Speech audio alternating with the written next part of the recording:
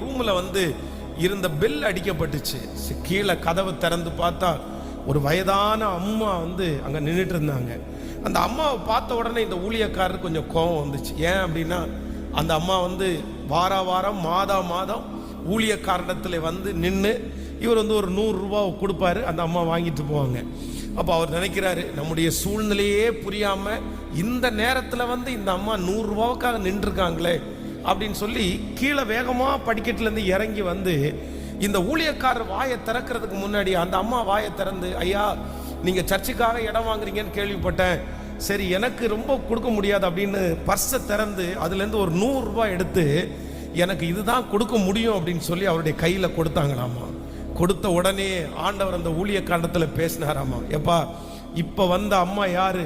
ஆண்டவரே, நான் மாதம் உதவி செய்கிற அந்த அம்மா, நீ மாதம் உதவி செய்கிற அந்த அம்மாவே